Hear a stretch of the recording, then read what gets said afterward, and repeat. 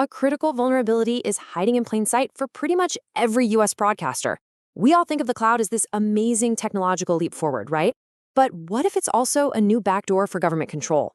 Today, we're going to dive into the hidden geopolitical threats that come with running your entire broadcast operation in the public cloud. All right, this is it. This is the final piece in our 5-part series, looking at the risks U.S. broadcasters face by going all in on the public cloud. We're going to bring everything together and focus on how this dependency creates brand new ways for operations to be disrupted, and even for the government to retaliate, potentially sidestepping those First Amendment protections we all take for granted. So here's our roadmap for today. We'll kick things off with the reality of the modern cloud-powered broadcaster. Then we're going to peel back the layers and look at the very real physical nuts and bolts of it all, plus the surprising legal frameworks that sit on top.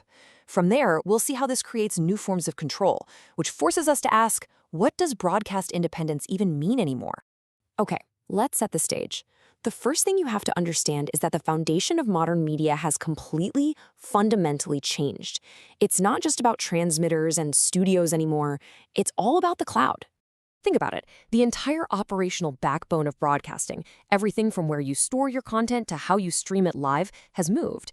And it's now concentrated in the hands of just 3 American tech giants: Amazon Web Services, Microsoft Azure, and Google Cloud. Now, while this brings incredible power and efficiency, it also puts a whole lot of eggs in one very centralized basket. And that brings us to the physical and very real risks. It's time to stop thinking about the cloud as this magical marketing term and start looking at its fragile physical reality. We have this idea of the cloud as something ethereal, right? Almost limitless. But the reality is completely different. The cloud is made of brick-and-mortar data centers connected by incredibly fragile supply chains, and they are thirsty for massive amounts of power and water. It is anything but virtual. And the key here is just how specific these physical needs are. We're talking about data centers that require specialized transformers and cooling systems, all connected to vulnerable power grids and undersea fiber optic cables. The entire system depends on fragile global supply chains that can be disrupted in a heartbeat by geopolitical tensions. And look, this isn't some theoretical what-if problem.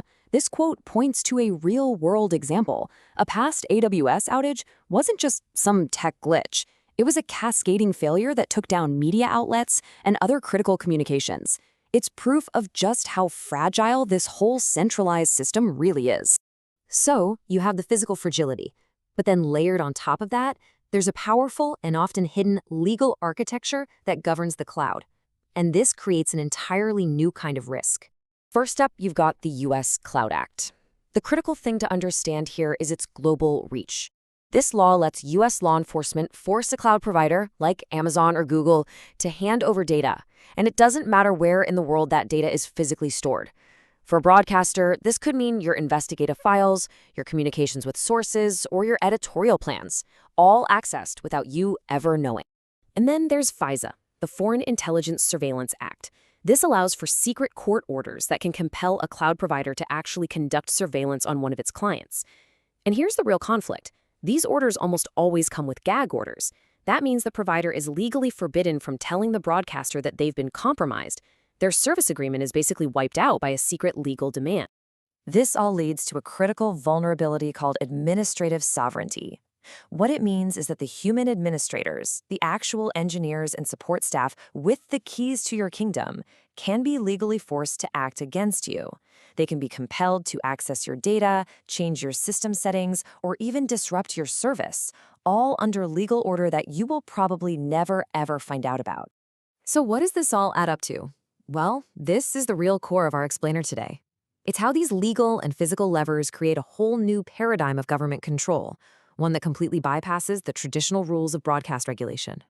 I mean, just look at the contrast here. It is stark. Historically, if the government wanted to challenge a broadcaster, it was a public process. It was lengthy. You could appeal it. But in the cloud era, any intervention can be secret, it can be immediate, and it's compelled by law. And crucially, look at the target. They aren't going after the broadcaster directly anymore. They're going after the infrastructure provider.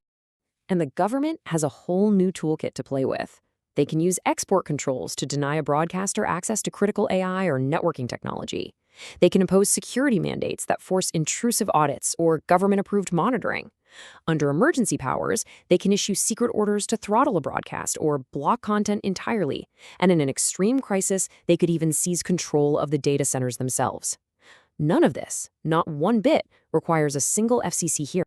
So this brings us to our final section, and it forces a really challenging question about the nature of a free press here in the 21st century. The bottom line is this. Broadcasters are now operating on infrastructure they do not control, governed by laws that can force their vendors to act against them in total secret. So if the very foundation of your operation can be throttled or even shut down without any public process, what does editorial independence really mean? Is it just an illusion? And that is the fundamental paradigm shift we've been exploring. The threat to a broadcaster's freedom is no longer a public showdown over a license.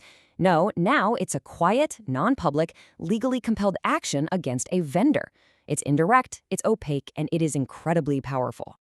So we'll end with a final question for you to think about. The promise of the cloud was all about efficiency and innovation, but its hidden cost might just be a vulnerability that completely redefines the relationship between the government and the press.